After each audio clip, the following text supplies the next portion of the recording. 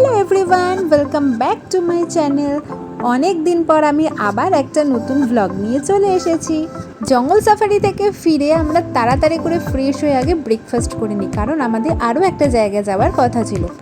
আর যেখানে আমরা যাচ্ছিলাম সেখানে আমরা যাওয়ার কোনো প্ল্যানই করিনি, কিন্তু রাস্তাটা দেখো এত ভালো লাগছিল। একেতে বাইরে বৃষ্টি পড়ছে, তার উপরে এত সুন্দর একটা রাস্তা। আর সেখানে যাওয়ার জন্য একটা পাস লাগে, যেটা পার পার্সন 150 টাকা করে, আর পার কার হচ্ছে 500 টাকা করে।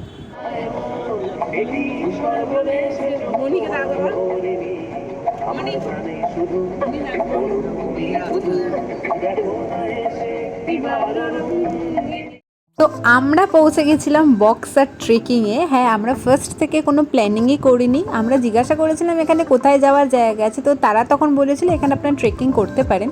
বাট বিশ্বাস করো, আমরা এইসব প্ল্যানিং করিনি, কারণ আমাদের সাথে দুটো ছোটো ছোটো বাচ্চা ছিল, তো এদেরকে নিয়ে ট্রেকিংয়ে ওঠা অসম্ভব ব্যাপার। কিন্তু ভাগ্যবশত আমরা এই জায়গাটাতেই চলে আসি।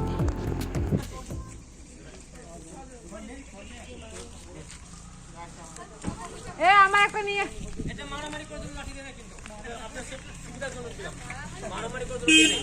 মারামারি করে উঠতে পারি না।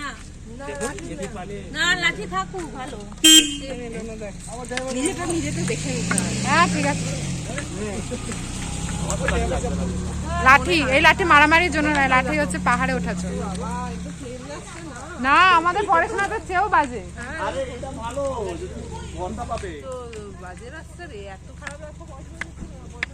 বয়স্ক মানুষরা এরকম লাঠি ইউজ করে, আছে আমরা পাহাড়ে ওঠার জন্য এইসব লাঠি ইউজ করছি। তো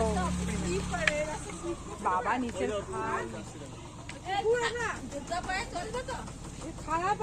জানি না, বললে তো প্রথমে চলবে না। তো যাই হোক, আমরা যাওয়ার জন্য প্রস্তুতি নিয়ে নিয়েছিলাম, আর এটাও ভেবেছিলাম যতদূর পারবো যাব, তারপরে চলে আসবো। আর এই বক্সারে আসার জন্য আমাদের প্রথমে একটা জায়গায় দাঁড়াতে হয়েছিল, যেখানে আমরা যে গাড়ি করে প্রথম থেকে এসেছি সেই গাড়িটা সেখানে থাকবে, আর সেই মাঝ রাস্তা থেকে আবারও একটা গাড়ি করে এই এত দূর আসতে হবে। সেটার জন্য আমাদের গাড়ি ভাড়া নিয়েছিল 900 টাকা, আর যেহেতু আমরা ট্যুরিস্ট গাইড একজনকে নিয়েছিলাম, আর সে নিয়েছিল 400 টাকা। সত্যি বলতে এর আগে আমি অনেক ছোটোবেলায় একবার পরেশনাথ পাহাড়ে গেছিলাম, বাট এই রকম ছিল না, এত বড় বড় খাড়াই রাস্তায় আমি কোনোদিনও উঠিনি। এটা আমার ফার্স্ট টাইম ছিল, তাই একটু ভয় লাগছিল। আর সত্যি বলতে এতটা উপরে উঠে হাঁটতে হচ্ছিলো যে একটু অসুবিধাও হচ্ছিল। এত দূর উঠেছি আর ওই যে ওরা যাচ্ছে, আমার দম শেষ। এই ছাগলগুলো কি করে উঠলো আমি ভাবছি। হ্যাঁ যাই গো।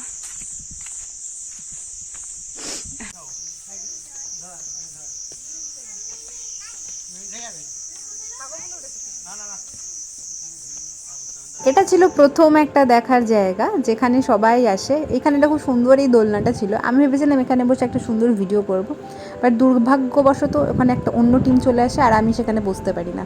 কি আর করব, যাই হোক, ওখান থেকে আমি নর্মাল ভিডিও করে চলে আসি। ওটা কি নদী বললেন? বালা।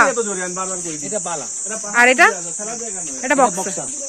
এই মাঝখানে 3টা নদী আছে। আচ্ছা, আমরা দেখতে পাচ্ছি বালা নদীটা আর বক্সা নদীটা। কিন্তু এই জঙ্গলের মাঝখানে আবার 3টা নদী আছে। আচ্ছা, যাকে ফুসরে জুনেলি বলে। ওকে। তো এই 3টা নদী এই বালার সাথে, এই বক্সার সাথে ওখানে মিশে যাবে। তো এই 4টা নদী হয়ে ওই বালার সঙ্গে মিশে যাবে। ওইটার সাথে ওইটা মিশে, ওইটার মধ্যে ব্রিজ আছে, জয়ন্তী যাওয়ার ব্রিজ। যখন আপনার জয়ন্তী যাবে না, তখন ওই ব্রিজ ক্রস করে যাবেন জঙ্গলটা দিয়ে। তো এটা সোজা নিউ আলিপুরদুয়ার গেছে, আলিপুরদুয়ারে আলিপুরটা ক্রস করে চলে গেছে নদীটা একদম নিচে বাংলাদেশ দিকে। আর যে জিম্মা ওই বালাটা আছে, জয়ন্তীটা আছে, ও আসাম দিকে যাচ্ছে। তো আসাম জঙ্গল ভুটান জঙ্গলটা কাছে আছে। আমাদের কিন্তু হাতি, আমাদের প্রাণীরা আসাম দিকে যায়, ওনাদের প্রপার্টি। আর ওইদিকের হাতি এখানে বেশি করে আছে আমাদের এদিকে। ওইদিকের হাতি প্রাণী এদিকে আসলে পরে আমাদের প্রপার্টি। এরা সবসময় এক্সচেঞ্জ হয়, ওরা সবসময় আদা করে। তো কিন্তু টাইগারটা যায়, আর হাতিটা ম্যাক্সিমাম করে যায়, আর কোনো সময় বাইসনও যায়। আর ভুটানটা কিন্তু কাছে আছে, কিন্তু ভুটানি প্রাণীরা আমাদের এখানে চলে আসে না, কম আসে। যখন টাইগারটা, যে রয়্যাল বেঙ্গল টাইগার হবে না, ওটা ওদের মিটিং সিজন হবে না, তখনই 1-2টা করে মেল গুলা এখানে চলে আসে আমাদের এই টাইগারিতে ভিতরে। এই যে আওয়াজটা আসছে, কোথায়? নদীর আওয়াজ হচ্ছে। ওখানে তো দেখতেই পাচ্ছি না। আর এটার সোর্স আছে, যে নদীর সোর্স আছে বাক্সা দুর্গ থেকে বার হয়ে আসছে। আমরা নদী থেকে ক্রস করে যাবো। ঠিক আছে।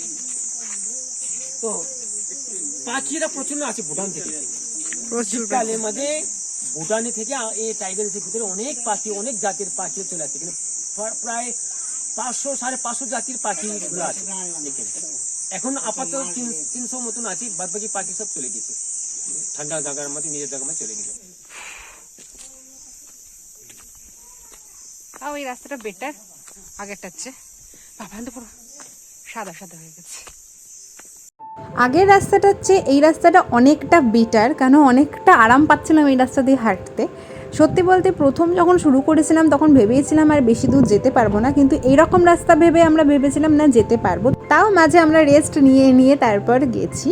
আর আমাদের সাথে যে গাইডটা ছিল সে এত সুন্দর পাতা দিয়ে পাখির আওয়াজ করছিল যে আমাদের ওতে আরও এক্সাইটমেন্ট লাগছিল, মানে যাওয়ার আগ্রহটা আরও বেড়ে চলেছিল। আচ্ছা, ওই বক্সা দুর্গ অব্দি যাবো, তাই তো? ওইখানে যাবো। উপরে একটু গ্রাম আছে, লাস্ট গ্রাম, তারপরে ওই তো গ্রাম, কোনো গ্রাম নাই, টোটালি জঙ্গল আছে। আচ্ছা, তো ওইটা আমার জন্মগ্রাম।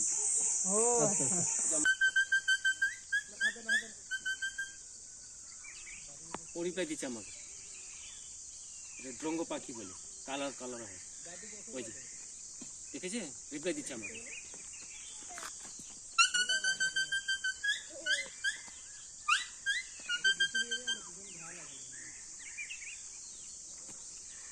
বিভিন্ন জাতের বাজার, মানে ব্রিটিশ গভর্নমেন্ট যাওয়ার পরে কংগ্রেস সরকার ছিল, তখন এই জায়গাটা সেন্টার ছিল। মানে এখনকার যে আলিপুরের মহলটা এইখানে ছিল, এখানে বিভিন্ন ডিপার্টমেন্টে অফিসগুলো ছিল। মানুষটা এই বাঁশ উপরে নির্ভর করতো, এটা দিয়ে ঘর বাড়ি করা যেত, তারপরে এটার মধ্যে জল ক্যারি করা যেত, স্টক রাখা যেত, চাল ডাল যা কিছু আছে, সোনা দানা টাকা পয়সা এটার মধ্যে রাখা যাইত। এত মোটা? হ্যাঁ, এটা ফাঁপ আছে দেখুন। হ্যাঁ। তো ভুটান রাজা 1780 সালের মধ্যে এই বাঁশটা দিয়ে ফোর্টটা বানানো ছিল, যে আমরা দেখতে যাচ্ছি। তো এখন এটা ফেমাস হয়ে গেছে, এখন এটা ফেমাস হয়ে, এটা দিয়ে এখন কি করে bamboo rice, bamboo chicken, bamboo biryani, bamboo biryani এগুলো দিয়ে তৈরি করে। আর বাম্বু স্যুট খায়, আপনারা তো খান না, আমাদের এখানকার মানুষ খায়, এটা সিজনে খায়, কিন্তু মণিপুর আসাম থেকে এরা সবসময় খায়, আর এরা বিক্রিও করে ওরা। এটা চাটনিটা খুব ভালো হয়, একদম টক মতন হয়, খাওয়া যাবে, এটা খায়। আর চাইনার মধ্যে প্রচন্ড খায়। সবাই বসে নিচ্ছে এখন রেস্ট নিচ্ছে। এখানে মোটামুটি কোনো সময় 10 গ্রুপ, 5-15 গ্রুপ কোনো সময় পার ডে। আর কতজন গাইড করে? এটা বাঁশের পাতা, বাঁদিক চেপে চলো। বাঁশের পাতা, বিচুটি পাতা, বাঁশের পাতা মেডিসিন প্ল্যান আছে, এটাও মেডিসিন প্ল্যান আছে। আর এই কচুটাও মেডিসিন আছে, বাঁশের পাতা আমাদের কাছে পাওয়া যায়। বাঁশের পাতাও মেডিসিন, হ্যাঁ, বিচুটি পাতাও মেডিসিন, হ্যাঁ, এই কচু পাতাও মেডিসিন, গরু গাই গরুর জন্য। তো মাঝে আমরা রেস্ট নিতে বসে হঠাৎ করে দেখি আমার ফোনে দুটো টাইম দেখাচ্ছে। তো জিজ্ঞাসা করায় বলায় একটা আপনার ভুটানের টাইম আর একটা কলকাতার টাইম। আর সত্যি আমরা পায়ে হেঁটে হেঁটে ভুটানে চলে গেছিলাম। তো 3:15 হচ্ছে ভুটানের টাইম, আর কলকাতার টাইমটা তো দেখতেই পাচ্ছ। আর এখানে আমি এটাই দেখছিলাম যে নদীর জল তো কোথাও নেই, কিন্তু টিপ টিপ করে কোথা থেকে একটা জলটা আসছে। আমি সত্যি বুঝতে পারছিলাম, তাই গভীরভাবে দেখার চেষ্টা করছিলাম এই জলটাই বা আসছে কোথা থেকে।